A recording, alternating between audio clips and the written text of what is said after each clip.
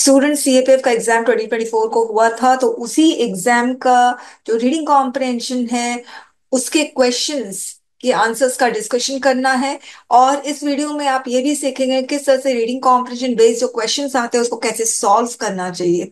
तो स्टूडेंट, सबसे first step है, जैसे ही आपको रीडिंग कॉम्प्रहेंशन क्वेश्चन सॉल्व करना है तो सबसे पहला काम ये है पैसेज नहीं पढ़ना। फर्स्ट स्टेप है go through the questions. 5 questions हैं, पांचों क्वेश्चंस को अच्छे से पहले पढ़ो। तो मैं पढ़ रही हूँ। How did the metaphysical view of the new science become official? What was nature reconceived as? How was the balance in nature restored in the past? What were the kinds of institutions that helped reconceptualization of nature? Why did the free thinkers find the transformation of nature alarming? ये 5 question है। अब पांचों question में आपको ऐसा कोई common keyword दिख रहा है जो पांचों क्वेश्चन में रिपीट हो रहा है, या 4 क्वेश्चन में रिपीट हो रहा है? देखो, नेचर इधर आया, नेचर इधर, इधर, और फिफ्थ क्वेश्चन में भी नेचर आ रहा है। इसका मतलब ये पूरा का पूरा पैसेज जो है नेचर के बारे में है।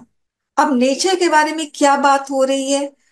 Balance in nature restored in the past, kinds of institution that help reconceptualization of nature, transformation of nature alarming। तो नेचर, पास्ट में नेचर को कैसे कंसीव किया जाता था, अब नेचर को कैसे रिकंसीव किया जा रहा है।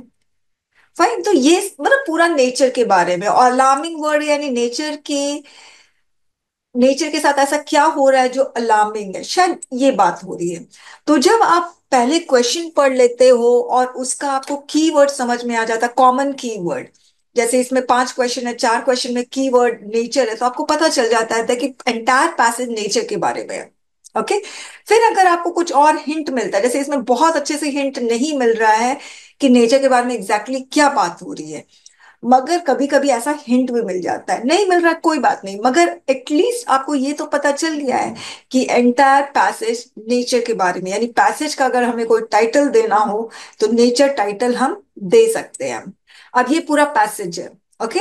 अब मुझे, अब सेकंड स्टेप क्या है? क्वेश्चन पढ़ने के बाद उस पूरे क्वेश्चन में जो कॉमन कीवर्ड है वो हम पहचान गए, पैसेज का टाइटल समझ में आ गया कि पैसेज किसके बारे में बात हो रही है। अब सेकंड स्टेप क्या है? पैसेज को पढ़ना। पैसेज को जब आप पढ़ते हैं तो अपने दिमाग से निकाल दो कि मुझे पैसेज का एक एक लाइन समझना है, एक एक वर्ड समझना है। नहीं समझ में आ रहा है तो आप टाइम वेस्ट कर रहे हो उस लाइन को समझने में, उस वर्ड को समझने में, तो ऐसा कोई काम नहीं करना। आप पूरा पैसेज को एक बार में पढ़ लो। जो लाइन नहीं समझ में आ रहा है नहीं समझ में आने दो, कोई प्रॉब्लम नहीं है, आगे बढ़ो। ओके। तो जब आप पैसेज का फर्स्ट रीडिंग कर रहे हो उस समय क्वेश्चन को भी दिमाग में रखो। जैसे पहला क्वेश्चन क्या है? Metaphysical view of the new science become official. Metaphysical, तो अगर आप देखोगे यहां पर है मेटाफिजिकल व्यू, यहां पर ऑफिशियल। आपको समझ में आ जाना चाहिए यहां पर आसपास फर्स्ट क्वेश्चन का आंसर है। फिर जब आप सेकंड क्वेश्चन पढ़ रहे हो, व्हाट वाज नेचर रिकंसीव्ड एज? रिकंसीव्ड, तो कंसीव नेचर आया है, तो सेकंड क्वेश्चन का आंसर आपको इधर ही किधर मिलेगा। Third question, how was the balance in nature restored in the past?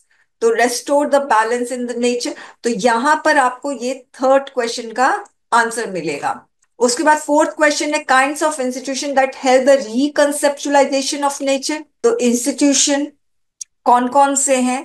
तो इसमें लिखा हुआ है ये इंस्टीट्यूशन है, यूनिवर्सिटी है, पॉलिटिकल ऑलिगार्की है, फिर यहाँ पर भी इंस्टीट्यूशन का नाम दिया है, पावरफुल मर्केंटाइल है। फिर लास्ट क्वेश्चन देखो, why did the free thinkers find the transformation of nature alarming? Found alarming free thinkers. समझ में आ जाना चाहिए कि लास्ट क्वेश्चन का आंसर आपका इधर ही किधर होगा। अंडरस्टूड? तो जब आप फर्स्ट रीडिंग पैसेज का लगा रहे हो, आपको तो पता ही है पूरा नेचर के बारे में, तो बस क्वेश्चन का जो कुछ चीजें हैं वो ध्यान रखना, जैसे मेटाफिजिकल है, रिकंसीव नेचर, ये सब याद रखोगे तो आपको आंसर का लोकेशन आपको पता चल जाएगा। कोई कोई क्वेश्चन ऐसा होता है जिसका आंसर थोड़ा स्कैटर्ड होता है, जैसे लास्ट क्वेश्चन का आंसर इधर पर भी है और आपको इधर पे भी मिल रहा है। Understood my point? हो गया। अब उसके बाद आपने फर्स्ट रीडिंग लगा ली है। अब उसके बाद नेक्स्ट जो थर्ड स्टेप है वो है क्वेश्चन का आंसर लिखना। तो जब भी आप क्वेश्चन का आंसर लिखते हो तो आपको ध्यान रखना है कि क्वेश्चन के लाइन से अगर आप आंसर स्टार्ट करते हो तो ज्यादा अच्छा रहेगा। और एक चीज हमेशा याद रखना, जब भी आप क्वेश्चन का आंसर लिख रहे हो, जो रीडिंग कॉम्प्रिहेंशन बेस्ड क्वेश्चन है, जो क्वेश्चन पूछा जा रहा है सब उसी का आंसर देना, एक्स्ट्रा नहीं लिखोगे। याद रखना क्वेश्चन क्यों दिया जाता है, ताकि आपका जो आंसर है वो क्वेश्चन स्पेसिफिक हो, इसलिए क्वेश्चन दिया जाता है स्टूडेंट्स। अदरवाइज तो बस बोल देते भाई फ्री हैंड लिखो, क्या दिक्कत है ना। क्वेश्चन क्यों दिया जाता है, इसीलिए ना, ताकि आप लोगों को एक सीमा में जो क्वेश्चन है वो बांध के रखता है, आपको पूरा डीलिमिट कर देता है कि आपको इसी सीमा के अंदर रहकर अपने आंसर लिखने हैं। क्वेश्चन देने का मकसद यही होता है। इसीलिए चाहे आप एस्से का क्वेश्चन का आंसर लिख रहे हो, रिपोर्ट क्वेश्चन का आंसर, आर्गुमेंट या रीडिंग कॉम्प्रिहेंशन के क्वेश्चन का आंसर लिख रहे हो, जो पूछा जा रहा है वो ही लिखो, आंसर व्हाट इज आस्क्ड। अगर आपने एक्स्ट्रा लिखा है, that means you are not only wasting your time and energy, you are wasting examiners time and energy as well. तो इसीलिए आप प्लीज अपना और एग्जामिनर का टाइम वेस्ट मत करना, जो पूछा जा रहा है वो ही लिखना। अगर आपने एक्स्ट्रा लिखा तो आप एग्जामिनर को इरिटेट करोगे, फ्रस्ट्रेट करोगे, और एग्जामिनर क्यों एक्स्ट्रा पढ़ेगा, उसका तो टाइम खराब हो रहा है ना, वो फ्रस्ट्रेट होके, हो सकता है सब्जेक्टिविटी थोड़ी थोड़ी तो आती है मार्किंग सिस्टम में, जब डिस्क्रिप्टिव पेपर होता है तो एग्जामिनर फ्रस्ट्रेट हो जाएगा, और हो सकता है जितना आपको मिलना चाहिए आप उतना उतना आपको मार्क्स देगा भी नहीं। इसीलिए एक्स्ट्रा मत लिखो। बहुत सारे ऐसे यूट्यूब वीडियोस है जिसमें मैंने देखा है कि कोई स्टूडेंट्स कह रहा है स्वामी विवेकानंद का कोट दे दो यहाँ पर रीडिंग कॉम्प्रिहेंशन में, जबकि एंटायर पैसेज में कहीं पे स्वामी विवेकानंद का कोट नहीं है, मगर नहीं दे दो, ऐसा कैसे दे दे भाई। दूसरी चीज, पहली चीज, answer what is asked, do not write anything extra. Second, आपका answer should not be beyond the passage. Third, should not be against the writer. आप प्योर नॉन वेजिटेरियन हो, पूरा पैसेज जो है नॉन वेजिटेरियन फूड के against लिखा हुआ है, animal slaughtering, violence, animal suffering, ये सारा एनवायरमेंट डिग्रेडेशन, ये सारा नॉन वेज फूड के अगेंस्ट लिखा हुआ है। लास्ट में क्वेश्चन पूछा जाता है what is your opinion regarding the consumption of non veg food. तो अगर आपने ऑथर के अगेंस्ट, राइटर के अगेंस्ट लिख दिया, कहने का मतलब कि there isn't any problem in eating non veg food, अगर सपोज आपने इस तरह से लिख दिया, जबकि राइटर क्या कह रहा है, there is a problem in consuming non veg food, मगर सिंस आप नॉन वेजिटेरियन हो तो आपने लिख दिया there isn't any problem in consuming non vegetarian food, तो आप राइटर के अगेंस्ट लिख रहे हो। ऐसा कोई काम नहीं करना है आपको। Your answer must align with the opinion of the writer, opinion of the passage, tone of the passage, हमेशा याद रखना, ठीक है। राइटर के अगेंस्ट, पैसेज के अगेंस्ट, पैसेज के बियॉन्ड कोई भी आंसर आपको नहीं लिखना है। अंडरस्टूड। आंसर लिखते वक्त तीन पॉइंट्स का आपको याद रखना। आप बहुत स्टूडेंट्स कहते हैं मैम 4 मार्क्स का आंसर है तो फिर हम लोगों को ज्यादा लिखना चाहिए। तो स्टूडेंट्स 4 मार्क्स के तो सारे आंसर्स हैं, ये पांचों के पांचों क्वेश्चंस दिख रहे हैं, वो सारे 4 मार्क्स के हैं। तो और आंसर लंबा होना चाहिए, ऐसे कहते हैं कि मार्क्स मार्क्स वेटेज के according length of the answer होना चाहिए। तो ऐसे केस में सारे का मार्क्स वेटेज, 5 के 5 क्वेश्चंस का मार्क्स वेटेज 4 है, तो सबका length of the answer same होना चाहिए, राइट। तो क्या लॉजिक सही लग रहा है आपको? नहीं लग रहा है ना। इसीलिए स्टूडेंट्स, अब कोई कोई कहते हैं मैम कोई कोई क्वेश्चन 1 लाइन का है, तो क्या 1 लाइन का आंसर लिखना अच्छा होगा? अगर क्वेश्चन डिमांड कर रहा है 1 लाइन का आंसर तो आप 1 लाइन का लिखो, क्वेश्चन डिमांड कर रहा है 5 लाइन का आंसर तो 5 लाइन का लिखो। Answer what is asked, fulfil the demand of the question. Understood. So do not worry about the length of the answer. चलिए अब शुरू करते हैं। जब आप क्वेश्चन का आंसर लिखते हो स्टूडेंट्स, तो आपका आंसर डेविएटेड नहीं होना चाहिए, इररेलेवेंट लाइंस नहीं होनी चाहिए। तो इसीलिए आप लोगों को क्वेश्चन के लाइन से आंसर शुरू करना चाहिए। जैसे how did the metaphysical view of the new science become official, तब ऐसे शुरू करें। The metaphysical view of the new science became, क्योंकि ये पास्ट है तो यहाँ पर बिकेम आएगा, बिकेम ऑफिशियल व्हेन, अपना आंसर शुरू कर दो वैसे। What was the nature reconceived as? Nature was reconceived as How was the balance in nature restored in the past? The balance in nature was restored. ये वाला लिखना है verb. The balance in nature was restored in the past by what were the kinds of institution? The kinds of institution that help the reconceptualization of nature are बस सिर्फ institution का नाम देना है, इसके अलावा आपको इसमें कुछ नहीं करना है। ये आंसर, इस क्वेश्चन का आंसर सिर्फ एक लाइन का है। और अगर सिर्फ आप इंस्टीट्यूशन का नाम दे रहे हो, क्योंकि काइंड्स ऑफ इंस्टीट्यूशन बोल रहा है, तो अगर इंस्टीट्यूशन का सिर्फ नाम दे रहे हो आपको 4 आउट ऑफ 4 मिलेगा। मगर आपने एक्स्ट्रा लिख दिया, इंस्टीट्यूशन के बारे में लिख दिया, तो आपको जो 4 मिलने हैं ना वो भी नहीं मिलेंगे, 1 मार्क्स मिलेंगे, क्योंकि एग्जामिनर का आप टाइम वेस्ट कर रहे हो ना एक्स्ट्रा लिख के। Understood? Anyways, why did the free thinkers find the transformation of nature alarming? The free thinkers found the transformation of nature alarming because इस तरह से आपको आंसर स्टार्ट करना है। ओके, अब देखिए, how did the metaphysical view of the new science become official? अब मैं आंसर में आ रही हूँ। Metaphysical view of new science became official, ये सब छोड़ दो। अब स्टूडेंट बोलते हैं मैम एग्जैक्ट लाइन लिख सकते हैं पैसेज का? बिल्कुल लिख सकते हो, थोड़ा सा फिल्टर करना पड़ेगा। Metaphysical view of the new science became official when it was sold to Anglican establishment. अब ये and in alliance ये सारा छोड़ दो। Powerful mercantile, Anglican establishment, powerful mercantile. Metaphysical view of new science of Newton and Boyle. अब वो new science क्या था? न्यूटन एंड बॉयल का। became official, यहाँ becomes नहीं होगा स्टूडेंट्स, became होगा। रीजन ये है, अगर आप क्वेश्चन देखोगे डिड है, इसीलिए यहां पर बिकम्स नहीं होगा, बिकेम होगा, जो मैं करेक्ट कर लूंगी। Official by the support of angelic government establishment and powerful mercantile group. तीन ने सपोर्ट किया था, angelic, government establishment and powerful mercantile group. They supported because the new science helped them justifying mining, deforestation, plantation agriculture for economic gains. Question है how did, तो जब government ने, angelic establishment ने, mercantile ने support किया, तब metaphysical view of new science official हुआ। क्यों सपोर्ट किया?